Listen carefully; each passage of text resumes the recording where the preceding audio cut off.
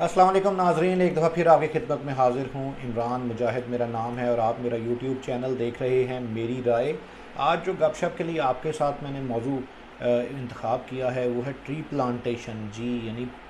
इसमें पौधे लगाने का काम। तो एक चीज़ मैं बड़ी शिद्दत से कई दफ़ा ऑब्ज़र्व करता हूँ, मैं जब भी गूगल अर्थ खोलता हूँ और अक्सर औक़ात मुझे शौक़ है, मैं ऐसे गूगल अर्थ के ऊपर देखता हूँ कि मेरे इर्द गिर्द दाएँ बाएँ आगे पीछे क्या क्या तब्दीलियाँ आई हैं जो कि मैं जिनसे ना वाकिफ़ हूँ या ना आशना हूँ। अक्सर औक़ात मैं एक चीज़ पे देखता हूँ और बड़ा उसमें दिल बर्दाश्ता सा हो जाता हूँ कि हम लोग जब भी किसी बड़े शहर को देखते हैं, स्पेशली लाहौर, कराची, फैसलाबाद वगैरह, तो जब आप सैटेलाइट व्यू अपने शहर का देखते हैं तो आपको हर तरफ चटियल मैदान नज़र आता है, कंक्रीट ही कंक्रीट नज़र आती है और कहीं कहीं टावा टावा किसी किसी जगह आपको कोई ना कोई हरियाली नज़र आती है। अनफॉर्चुनेटली हमारी गवर्नमेंट्स का जिस तरह का सिस्टम है रहा है और आगे भी नज़र आ रहा है, जो थोड़े बहुत पार्क्स वगैरह या ग्राउंड्स वगैरह हमारी कॉलोनीज़ में या शहरी इलाकों में थे, उन वो भी अदम तवज्जुही की वजह से या उसमें कोई बहुत प्रॉपर काम नहीं हुआ, जिसकी वजह से वो भी बिल आखिर ज़ाया हो गए सारे के सारे। इस वक्त हमारे पास किसी किस्म के पार्क्स नहीं हैं, कोई प्रॉपर ऐसा जंगलात का निज़ाम नहीं है और जो एग्जिस्टिंग जंगलात हैं जो हमारे स्पेशली शुमाली इलाका जात में हमें बेशुमार तादाद में अभी भी नज़र आते हैं, आप अगर गौर करें तो उसकी मिकदार जो है वो बड़ी तेज़ी से कम होती जा रही है। जो लोग आप में से रेगुलर कहीं मरी नथिया गली वगैरह का सफ़र करते हैं उनको बखूबी इस चीज़ का अंदाज़ा होगा कि 1980s के अंदर, इवन 90s के अंदर भी मरी जैसी जगह पे पंखे का या एयर कंडीशनर का कोई कॉन्सेप्ट का कभी किसी ने सोचा भी नहीं था दूर दूर तक। जबकि अब आप देख रहे हैं कि नई जितनी कंस्ट्रक्शन हो रही है उसके अंदर पंखे और बहुत सारी जगहों पर एयर कंडीशनर्स भी इस्तेमाल हो रहे हैं। इसकी बुनियादी वजह यह है कि जंगलात बड़ी तेज़ी से काटे जा रहे हैं और ऑब्वियसली उन लोगों को भी अपनी जगह ठीक है उनका नुक्ता नज़र कि वो कहते हैं कि जंगलात काटे बगैर हमारा सर्दियों में गुजारा मुमकिन नहीं। बल्कि इवन मैं किसी डॉक्यूमेंट्री में सुन रहा था कि एक बंदा कह रहा था कि अगर हमारे पास 10 से 12 सिलेंडर भी हों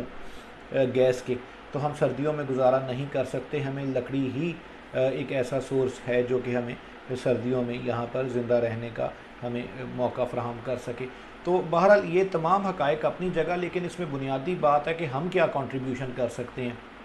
इस सारे सिस्टम को बचाने के लिए। तो उस सारे कुछ के लिए ट्री प्लांटेशन या जो प्लांटेशन है वो बड़ी ज़रूरी है और मैं पर्सनली महसूस करता हूँ कि हम लोग जो हैं अपने घरों में अक्सर लोग जिनके पास जगह मौजूद हैं उनको तो सबसे पहले चाहिए कि जितनी भी जगह मौजूद है, आम तौर पे अक्सर औक़ात लोग क्या करते हैं कि मेंटेनेंस की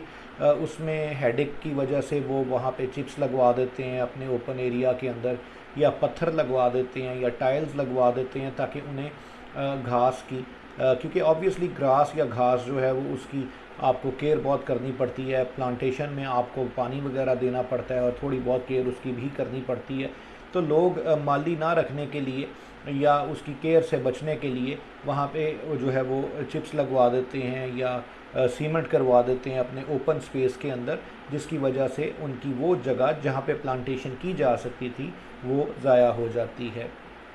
अच्छा, इसमें ना एक बहुत ज़्यादा आर्ग्यूमेंट लोगों का होता है जनरली कि जी हमारे पास स्पेस नहीं है, हम कहाँ पे प्लांटेशन करें। तो आप एक छोटा सा एक इसमें काम कर सकते हैं। बहुत सारे लोग इसमें छत के ऊपर प्लांटेशन करते हैं। मैं अभी कुछ थोड़े दिन पहले ऑनलाइन ही देख रहा था कि किसी साहब ने छत के ऊपर जो है वो एक बड़ा खूबसूरत सा एक गमले वगैरह रख के एक बड़ा माहौल उन्होंने बनाया हुआ था और उसको बड़ी थोड़ी सी मेहनत मुशक्क़त के साथ आप मैनेज कर सकते हैं। इसी तरह अगर आपके घर के बाहर कोई गली है, आप वहाँ पर गमले रख सकते हैं और बड़े मुनासिब से इवन आप सस्ते पौधे लेकर वहाँ पर लगा सकते हैं। इस तरह आपके घर के अंदर अगर कोई गली है गेट के साथ, आमतौर पर बहुत सारे लोगों के गली होती है या चारों साइड के ऊपर घर के घूम रही होती है गली, उसके अंदर आप गमले रख सकते हैं। और किसी भी एक चीज़ को आप ये ना समझें कि यार एक पौधे से क्या फ़र्क पड़ेगा या एक प्लांट से क्या फ़र्क पड़ेगा। आप अपने हिस्से का पौधा लगाएं, कोशिश करें। अगर लेट सपोज़ पाकिस्तान की आबादी 22 करोड़ की है और इसमें से मेरी ये वीडियो देख के या कोई और वीडियो देख के या आप अपने तौर पे अगर लेट सपोज़ 15 करोड़ लोग भी एक छोटा सा प्लांट लगाते हैं अपने घर के अंदर, अपने ऑफिस के अंदर, इंडोर प्लांट्स भी आते हैं, या अपने किसी भी ऐसी जगह पर जहाँ पर आप बेहतर महसूस करें कि पौधा लगाया जा सकता है, तो सोचें 15 करोड़ प्लांट्स का इजाफा पाकिस्तान के अंदर होगा, और फिर आपके सांस लेने के लिए, आपकी आने वाली नस्लों के सांस लेने के लिए कितनी बेहतर आबो हवा हम लोग दे सकते हैं। अब इसमें एक छोटी सी और हमारी सुस्ती होती है, और वो सुस्ती ये होती है कि जी कौन जाए किसी नर्सरी के अंदर और कौन जाके वहाँ से, सॉरी एक मिनट जी,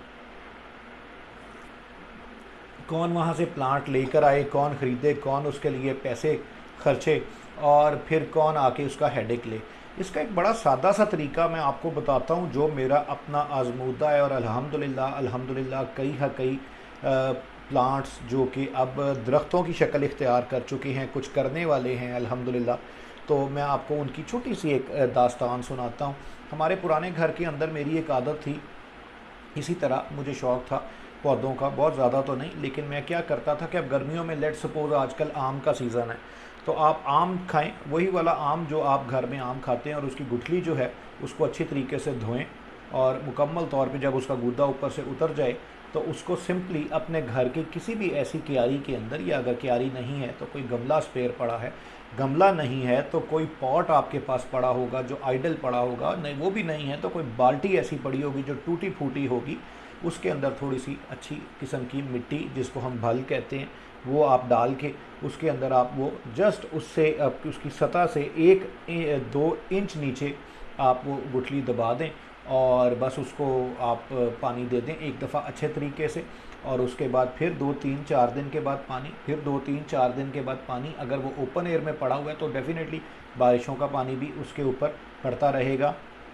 आप देखेंगे कुछ दिनों के बाद ही उसके अंदर से एक बड़ा खूबसूरत सा रेड कलर का पौधा निकलेगा, जो कि आम का पौधा इसी तरह स्टार्ट होता है। मैंने भी इसी तरह एक गुठली आज से बरसों पहले किसी जगह लगाई, और उसके बाद अब वो एक तनावर दरख्त की शक्ल इख्तियार कर गई है। इसी तरह इससे पहले मेरी रिहाइश जिस जगह थी, इस घर से पहले, वहाँ पर मेरे पास घर के अंदर बहुत सारे पौधे लगाने की जगह नहीं थी, घर मेरा बहुत ज़्यादा बड़ा नहीं था। तो मैंने क्या किया कि हमारे घर के सामने एक ग्रीन बेल्ट जा रही थी जो कि 2 सड़कों को वो तकसीम कर रही थी, तो मैंने उस ग्रीन बेल्ट के अंदर अल्हम्दुलिल्लाह मेरे पास मदीना शरीफ वाली खजूरें पड़ी हुई थी, तो वो मैंने खजूरें खाईं, 7 अदद खजूरें, मबरूम और कुछ अजवा, बल्कि आपको वाक़या भी सुनाता हूँ। वो मैंने खजूरें खा के, और मैंने कुछ 4 पौधे जो है वो 4 गुठलियाँ जो है वो मुख्तलिफ़ गमलों के अंदर मबरूम खजूर की लगाईं, और 3 गुठलियाँ गालिबन मैंने अजवा खजूर की वो पौधों अपने गमलों के अंदर लगाईं, और उनके ऊपर निशानी लगा दी, और अपने चौकीदार को कह दिया कि भाई आपने ये मिक्स नहीं करनी, अजवा अलहदा रखनी है और मबरूम अलहदा रखनी है। अच्छा क्या हुआ, माली आया मेरी कहीं गैर हाज़िरी के अंदर, उसने वो सारी गुठलियाँ और वो गमले वगैरह मिक्स कर दिए। बहरहाल हुआ क्या कि उसमें से कुछ अरसे के बाद, थोड़े ही दिन के बाद, माशाल्लाह उसमें से सारे के सारे पौधे निकल आए, छोटे छोटे पौधे उसमें से निकल आए। मैंने उनको कुछ अरसा तक गमलों के अंदर ही रहने दिया, और इवेंचुअली मैंने अपने घर के अंदर, क्योंकि मेरे पास जगह नहीं थी, ऑलरेडी मैं 3 खजूरें इसी तरह तैयार हो चुकी थी मेरी, तो मैं उसको सामने वाली ग्रीन बेल्ट के ऊपर एक सदका जारिया के तौर के ऊपर कि चलो यार मैं यहाँ रहूँगा या नहीं रहूँगा, ये खजूर के पौधे तो यहाँ रहेंगे कि अपना ये ऑक्सीजन एक्सहेल करते रहेंगे फ़ज़ा के अंदर, इसकी छाँव के नीचे कोई ना कोई बैठेगा, या इसके साथ कोई जानवर बांध देगा, कोई 100 किस्म के इसके बेनिफिट्स जो है वो सोसाइटी के लिए होंगे। तो वो मैंने 7 मुख्तलिफ़ जगह के ऊपर फासले के ऊपर खजूर के पौधे ज़मीन में लगा दिए। आज अल्हम्दुलिल्लाह वो तकरीबन कोई 1 फुट से लेके तो 2.5 और 3 फुट के दरमियान के मुख्तलिफ़ किस्म के पौधे हो चुके हुए हैं। ये तो मुझे अभी तक मालूम नहीं कि बीच में से अजवा कौन सा है और मबरूम कौन सा है, लेकिन वो सारे के सारे पौधे चल पड़े हुए हैं। ये सिर्फ वाक़या आपको सुनाने का मकसद क्या है कि हम लोग अक्सर औक़ात लेम एक्सक्यूज़ ढूंढते हैं कोई काम ना करने का, वो प्लांटेशन हो या कोई भी किसी किस्म का काम हो, आप अपना एक टाइनी सा स्टेप ज़रूर लें, और आप देखेंगे कि वो जो आपका स्टेप है वो किसी एक टाइम के ऊपर एक जाइंट लीप बन जाएगा, और एक बहुत ज़्यादा बड़े लेवल के ऊपर वो जो है आपको। अभी मैं थोड़े दिन पहले देख रहा था, केले का दरख्त मुझे बड़ा पसंद आ रहा था, और केले का दरख्त मैं पता कर रहा हूँ नर्सरियों में, यहाँ कहीं दाएं बाएं मुझे अवेलेबल नहीं हो रहा, बहुत मुश्किल है। मुझे मालूम नहीं कि इसके अंदर क्या रॉकेट साइंस है कि केले का दरख्त यहाँ पर मिल नहीं रहा मुझे फैसलाबाद के अंदर, एनी हाउ मैंने सोचा है कि क्योंकि मैंने ऑनलाइन उस पर रिसर्च की है,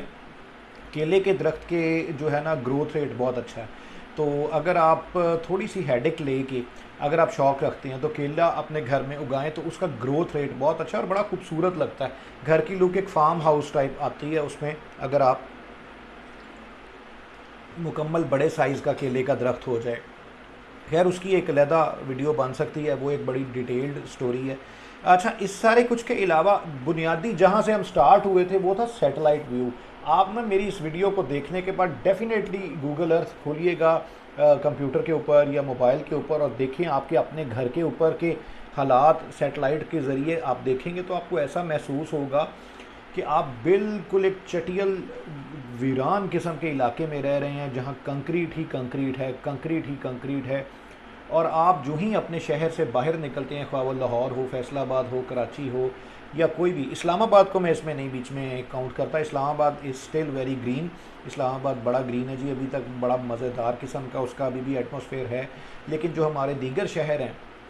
उनमें बहुत ज़्यादा कंस्ट्रक्शन हो चुकी है और उसकी बुनियादी वजह ये है कि जितना ज़राई रकबा था हमने सारे के ऊपर कॉलोनीज़ डेवलप कर दी हैं, कमर्शियल मार्केट्स डेवलप कर दी हैं, हाई राइज बिल्डिंग्स बना दी हैं और बड़ा कुछ बन गया उनके ऊपर। और नतीजतन हमारी ज़मीन के अंदर पानी की जो है वो मिकदार वो भी नीचे जाती जा रही है, उसका लेवल नीचे हो रहा है और हमारे जो है वो प्लांटेशन बहुत कम हो गई है जिसकी वजह से ऑक्सीजन और ये स्मॉग का इशू स्पेशली जो है वो भी इसी वजह से है। अगर हम अभी भी नहीं सुधरेंगे और संभलेंगे तो ये मसला हमारे लिए बहुत ज़्यादा बड़ा हो जाएगा। इस सारे कुछ को ये ना समझें कि यार इसमें मुझे क्या बेनिफिट है, आप ये देखें आपको भी बेनिफिट है, आपकी आने वाली नस्लों को भी बेनिफिट है और आपकी सोसाइटी को भी बेनिफिट है। और सबसे बड़ा जो मैंने आपको इसमें पॉइंट बताया वो ये है कि लेट सपोज़ आजकल जामुन आया हुआ है, जामुन आप खाते हैं अक्सर औक़ात, हम लोग हमारे पुराने घर में एक जामुन का दरख्त लगा होता था और मेरा ख़्याल है वो अभी तक फलदार दरख्त है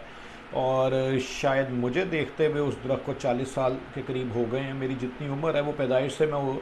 दरख्त देखता आ रहा हूँ, मेरी 42 ईयर्स एज है और आज तक वो दरख्त जो है वो फलदार है। बुनियादी बात क्या है कि आप जामुन खाते हैं, बाज़ार से लेके भी खाएं, उसकी गुठली को आप किसी घर की मिट्टी के अंदर दबा दें और थोड़ा सा पानी उसको दे दें और फिर आप देखें आपका हेडेक ख़त्म है। उसके बाद कुदरत अपना एक्शन लेगी और वो पौधा दिन ब दिन साल ब साल वो एक दरख्त की सूरत इख्तियार करता जाएगा। अक्सर औक़ात आपको ऐसी चीज़ों का फिलफौर आइडिया नहीं होता, लेकिन जब वक्त गुज़रने के साथ आप देखते हैं कि यार वो मेरी एक छोटी सी की हुई कोशिश और वो इतना ज़्यादा बेनिफिशियल हो गया हम सब के लिए, उस पर फल लगे या ना लगे लेकिन वो न जाने कितने लोगों के लिए सांस लेने में आसानी का बायस बन सकता है, जिसके ऊपर आपका कोई ख़र्चा नहीं आ रहा। आपने वो गुठली आम की या जामुन की या खजूर की आपने सिंपली ऐसे करके उड़ा के तो डस्टबिन में फेंकते नहीं है, लेकिन वही गुठली अगर ज़मीन के ऊपर किसी प्रॉपर तरीके से आप उसको काश्त कर देंगे तो वो एक सोसाइटी के लिए बहुत ही बेनिफिशियल किस्म की चीज़ हो सकती है। तो उम्मीद है आज की वीडियो भी आपको पसंद आई होगी। इस मसले के ऊपर ज़रूर सोचिए अपना, और मतलब मेरे जो लेवल के ऊपर हम लोग हिस्सा डाल सकते हैं, आप अपना हिस्सा डालें, मैं अपना हिस्सा डालूँगा। मैं अभी आपको बताऊँ, मैंने अभी अपने इस जिसमें घर में मैं अभी आबाद हूँ यहाँ मैंने तकरीबन कोई 6 गुठलियाँ जो हैं वो 6 या 7 खजूर की गुठलियाँ जो हैं वो मैंने यहाँ पर ज़मीन में बोई हैं और इसके साथ 2 अदद आम की, जी दोशहरी आम की मैंने 2 अदद गुठलियाँ ज़मीन में मैं यहाँ बो चुका हूँ, सिर्फ़ इसलिए कि चलो मैं नहीं हूँगा, मेरे बाद आने वाली नस्लें अगर यहाँ पर या हमारे अलावा भी ये जगह किसी और के पास होगी तो बहरहाल वो एक सोसाइटी के लिए, एनवायरनमेंट के लिए, एटमॉस्फेयर के लिए एक अच्छा कंट्रीब्यूशन होगा। उम्मीद है आज की वीडियो आपको पसंद आई होगी। अपने फ़ीडबैक से ज़रूर आगाह कीजिएगा। अल्लाह हाफ़िज़।